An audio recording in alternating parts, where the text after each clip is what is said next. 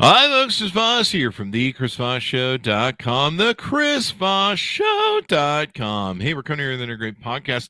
We certainly appreciate you guys tuning in. Thanks for being here with us. Of course, you can go to see the video version of this on youtube.com/Chris Voss. Hit the bell notification button as always. Also go to goodreads.com/Chris Voss. See everything we're reading and reviewing over there as well.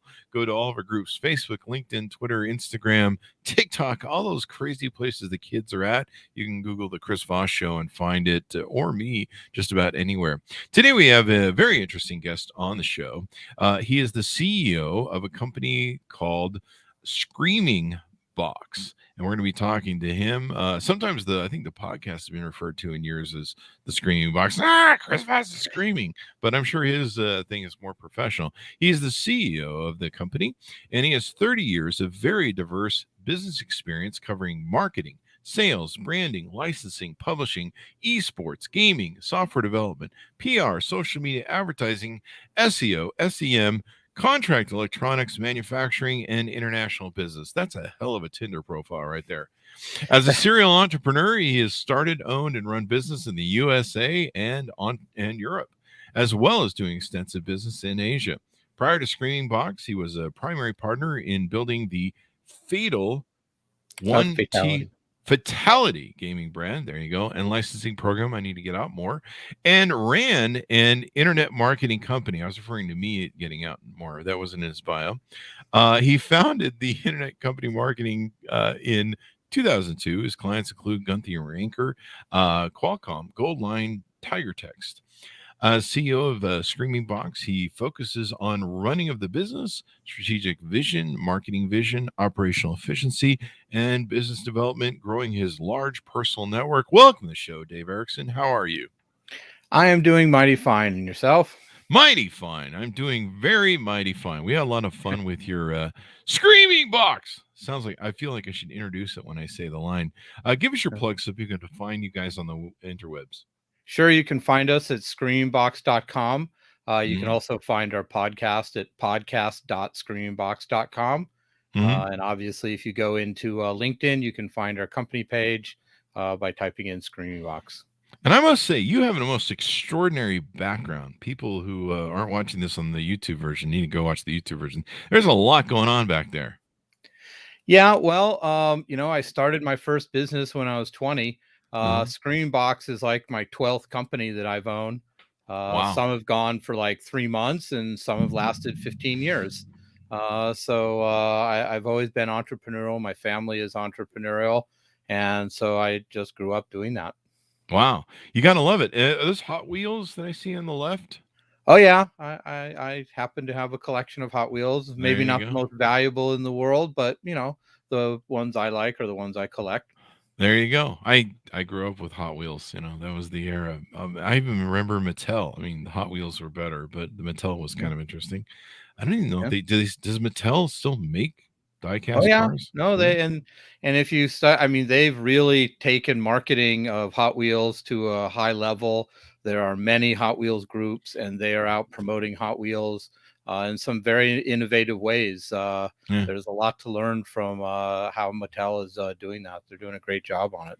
There you go. And you got the Star Wars, I think, background there. Oh, yeah. I see a Beatles yellow submarine. So. Oh, yeah. Well, I built that with my daughter. Oh, did you? In Legos. Awesome. So. Yeah. Wow, man. It's quite the genre. It's amazing all the toys they have. I grew up with Legos too and Hot Wheels but nowadays the stuff they have these days, I feel like I got ripped off as a kid. Well, I don't know about that, but the marketing definitely makes it feel much bigger and more expansive, and now it's really interactive on many levels. And we've actually done some development where we've helped toy companies develop interactive ways of looking at the toys or integrating them. Mm-hmm. It's pretty amazing. So tell us about your company, ScreamingBox. Well, we are a digital development company. We focus on developing people's websites or mobile apps. And if they have any kind of digital infrastructure, running an e-commerce platform, or even doing AI and automation, we help companies do that. And we do it either as a project or as a product where they want us to do a specific type of work. or they come to us and say, look, we have all the development in house. We just need more developers, and we basically do team extension with those larger enterprise companies. That's awesome. And so what type of clients usually fit your services? Well, we have a whole wide range, everything from enterprise clients who basically utilize our team extension services or ask us to participate in some product development. But most of our clients are SMBs, small and medium-sized businesses who either currently have a digital product or a website and need help modifying it, updating it, developing new feature sets, or startups who are developing a new product and they need an MVP, minimum viable product, or they need something that they can go to market with, and we help them with that. So I know in your intro we covered some of the services you guys provide. Do we cover everything that you guys provide for your clients? Well, it would be a really long list. We have a pool of about 150 developers of pretty much every type of tech stack. Wow. So, beyond websites, somebody needed AI or robotic process automation, data science, or anything like that, we can basically accommodate them. Wow, man, you guys do it all, and it Yeah. seems like it's all. So there you go. What marketing channels do you guys promote on ScreamingBox? Well, we basically use our LinkedIn platform, and we have a podcast channel. We do a monthly podcast, mostly talking about technology and how to apply it to business challenges. And you can find that at podcast.screamingbox.com. And then we also have our Twitter channel and Facebook. And mostly we also do a lot of guest podcasting and going to events. Nice. What sort of size of projects do you guys look for? Most of our projects, a small project for us starts at like the $10,000 range. And that can be, a 100-hour, 200-hour project, and go all the way up to $500,000. We have a partner company who takes business that is larger than $500,000. They have the infrastructure for that, and we just pass that business on to them. Wow, that's pretty amazing. What is team extension and how does that work? Well, team extension is basically we take one of our developers from our developer pool, and we basically let our client deal directly with them, do the project management, and they integrate into their team. Oh, wow. So we have clients, some of the larger enterprise clients like Mercedes-Benz or Barracuda or somebody like that. They basically have an internal team and internal project management, and they need additional developers. And what they look to us to do that is we qualify the developer. We do a lot of personality behavior assessment of not only our developers, but our point people at our clients. And that allows us to match up the right developer with the right person so that those relationships run smoothly. And so our team extension clients really look at us to qualify developers and find the right people for them, and then integrate them into their process. And behind the scenes, we kind of manage the developers and make sure they're happy and give feedback to the clients if there's issues or other things. That's really So, smart. yeah. It's really smart And because make sure you don't have any conflicts or, the worst thing you can do is have everybody butting heads. yeah, and I mean, people are very different, and so putting example, we do a lot of business with marketing agencies, Mhm. and so they're very creative and very visionary and kind of excited and a little bit loose, and their projects require somebody who's like super detailed oriented and very focused and wants stuff very precise and scheduled. You put those two together and it's just one problem after another. They can't communicate well. So if we do the personality behavior assessments of both sides, we can say, okay, on this project we need a point person who's this way, and they can interpret for the other people, and make sure the communication between the two of them are effortless and flawless. And it really makes a big difference. We've been doing this since 2012, and in the beginning, I can tell you we have a lot of experience of people not matching up correctly. And that's a waste of time and money and energy on both sides. So we found that this has been the best way, and a lot of people in the industry, they only test the developers and only in a limited way. And we've really boiled this down to a science for us. There you go. So, for SMBs and startups, what advice do you have for them concerning their digital products and using digital development companies such as ScreamingBox? Well, I think the best thing that these companies can do, they don't have as many resources as larger companies. They really need to focus on getting some kind of statement of work. If they want to deal with a development company, they got to have an idea of what they want. It doesn't have to be precise. One of the advantages, or I guess the added value that we have, is the founding partners of ScreamingBox have a lot of business experience. This is like my 12th company that I've run in a wide variety of industries.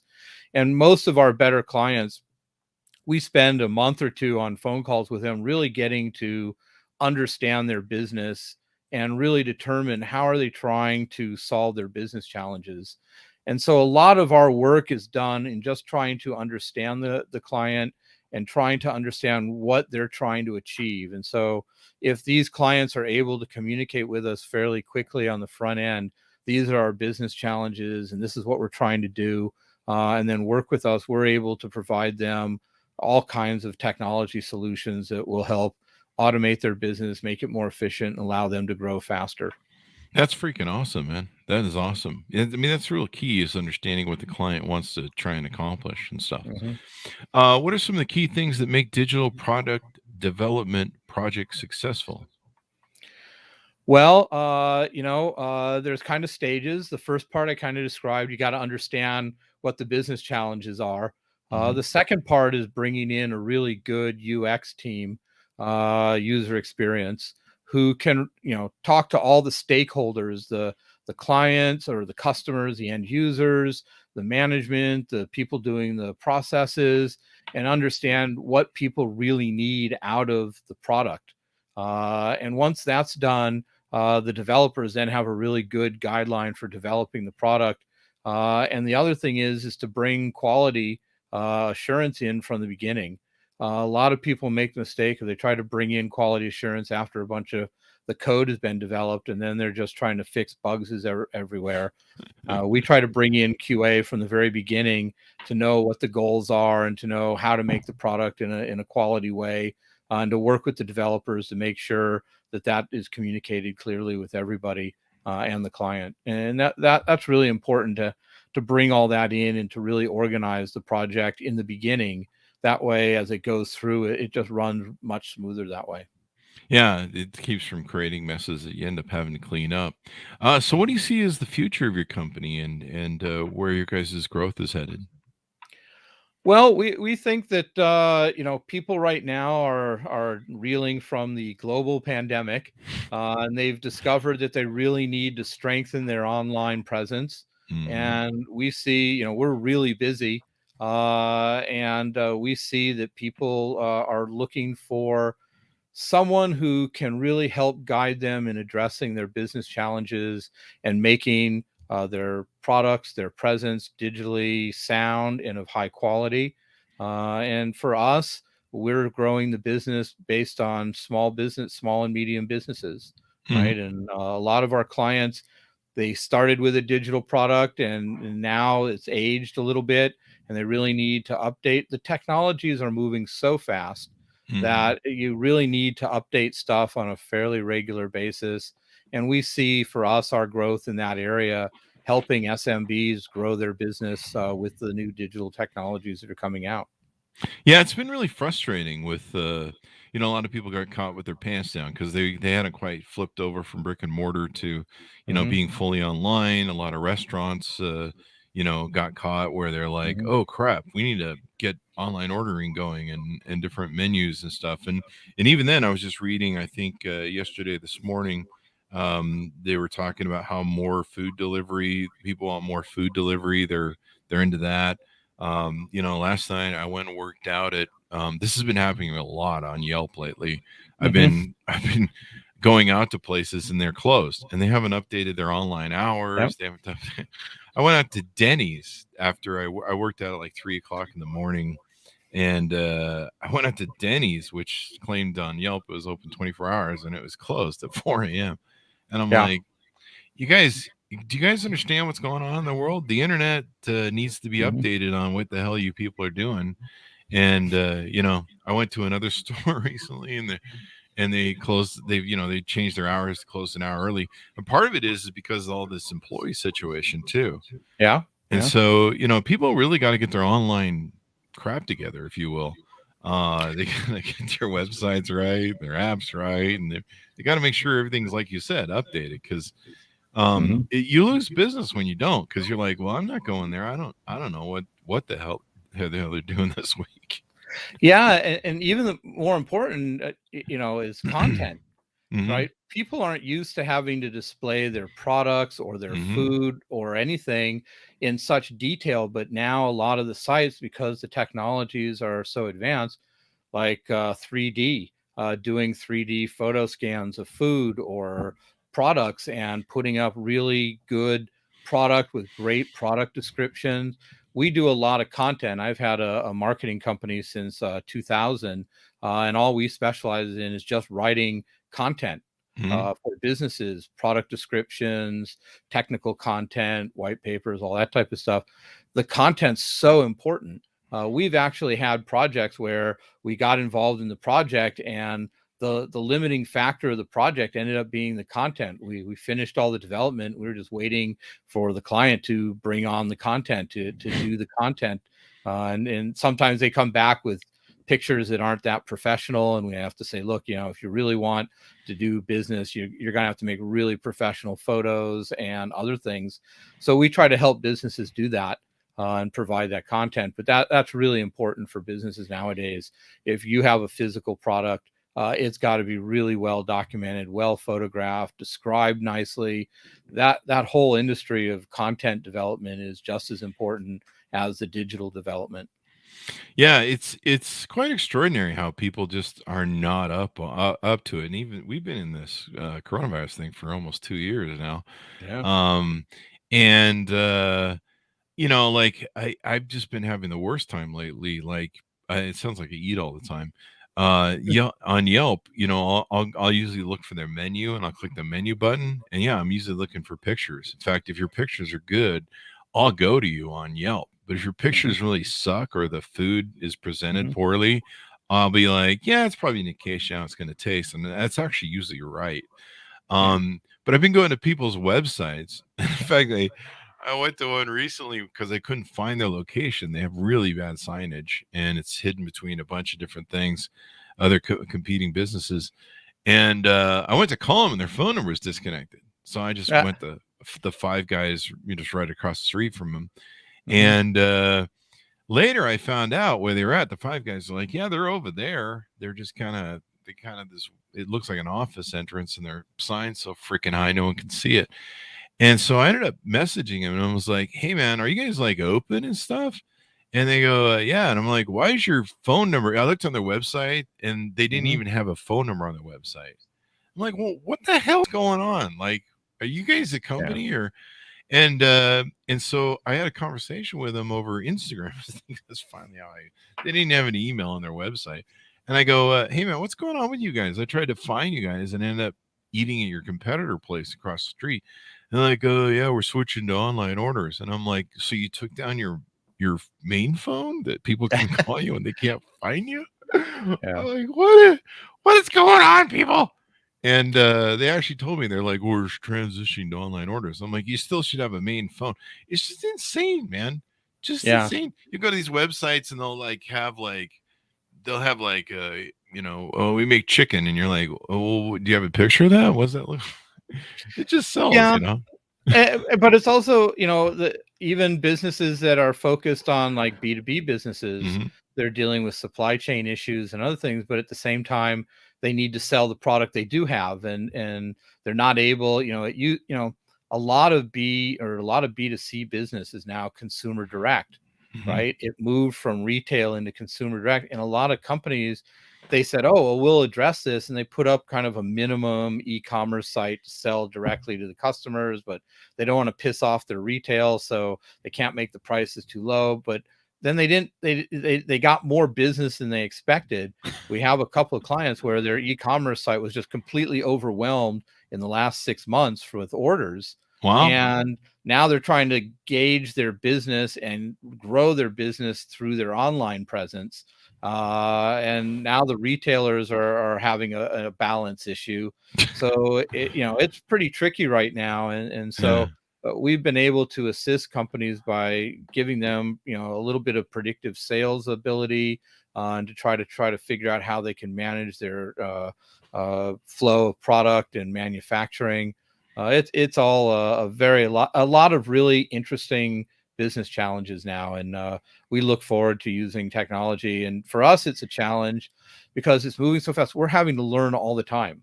We have a lot of our developers. We say to them, you got to spend 10 hours, 20 hours a week, really looking at the new technologies, playing with the new technologies, seeing how we can integrate them into our processes.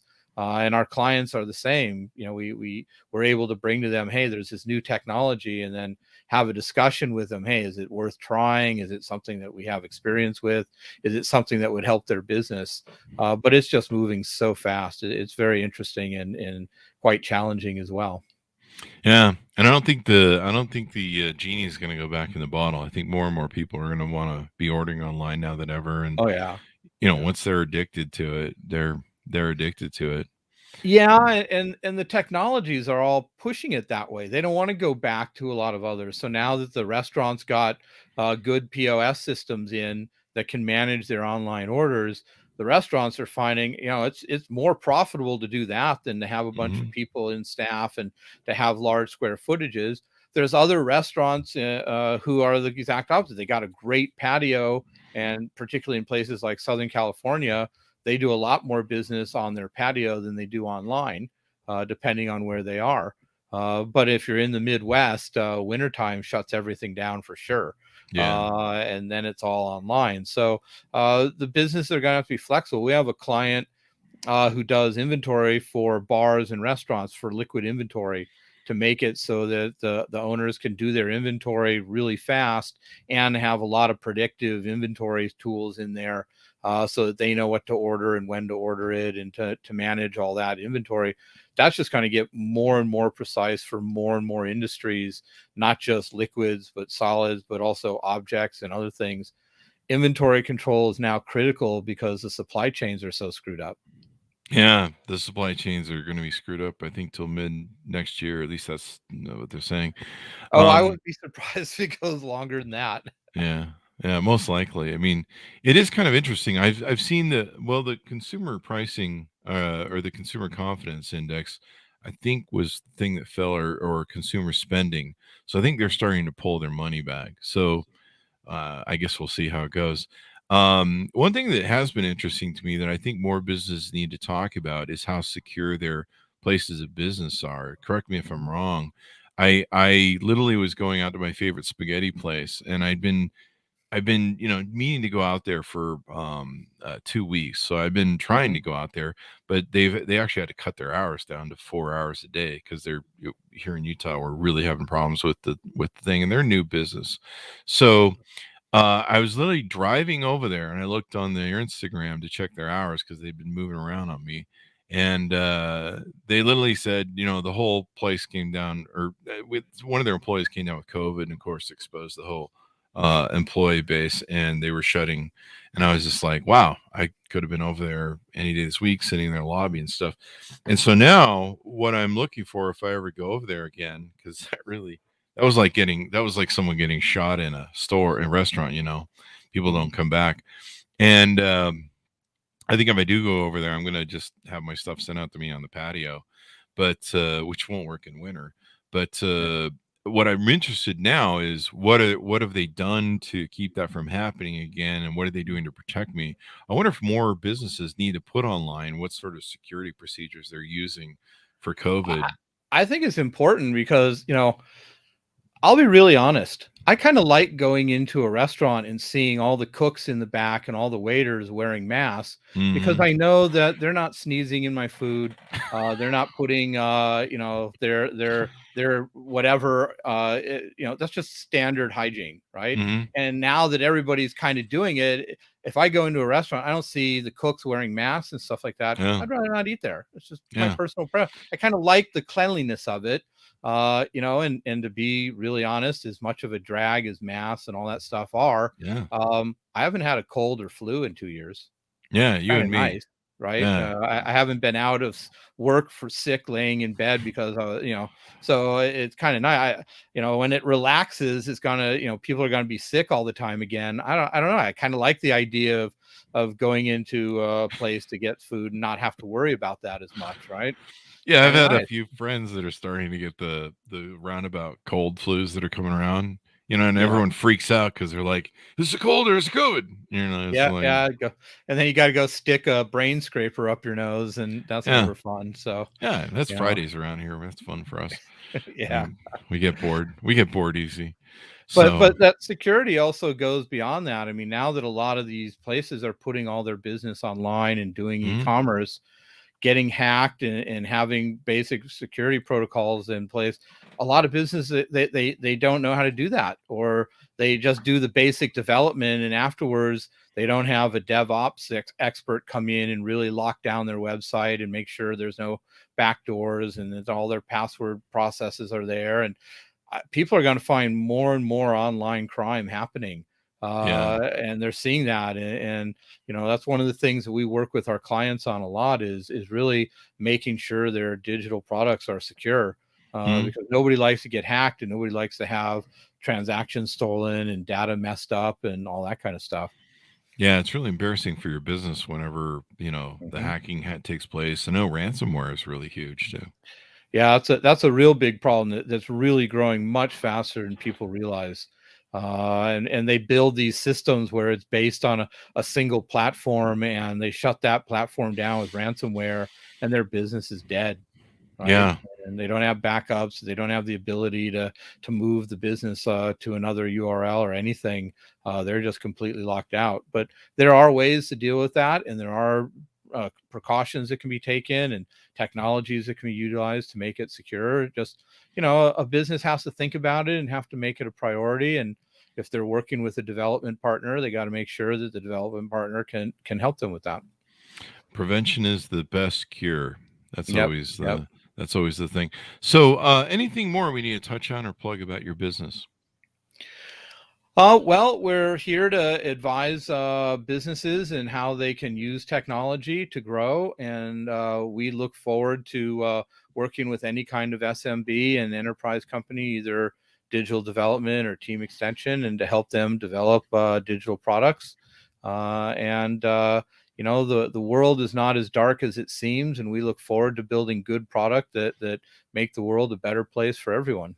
There you go. And what's the best way for Dave for people to reach out to you guys and ask about inquire about doing business? Send us an email at inbox@screamingbox.com. There you go. Screaming Box. Yeah, you That got would it. that would be the Um, commercial. If you guys had a commercial, that would be the commercial. well, Screaming Box. listen to the intro of our podcast, and you'll get to hear some screaming. Oh, there you So, go. There you go.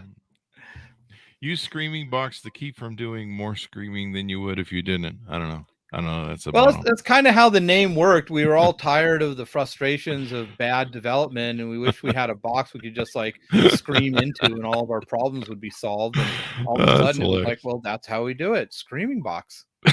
That's hilarious, man. Well, thanks for coming on the show, Dave. We certainly appreciate it. Give us your .com so we can find you guys on the interwebs. Sure, screamingbox.com. Quite simple. There you go. ScreamingBox.com. Thanks, Dave, for being on the show. We certainly appreciate it. Thank you very much, Chris. Thank you. And thanks, my audience, for tuning in. Go to youtube.com/Chris Voss. You want to see the cool background Dave has. Also, go to goodreads.com/Chris Voss. See everything reviewing over there. Also, go to all of our groups Facebook, LinkedIn, Twitter, Instagram, all those great places. Thanks for tuning in. Be good to each other. And we'll see you guys next time.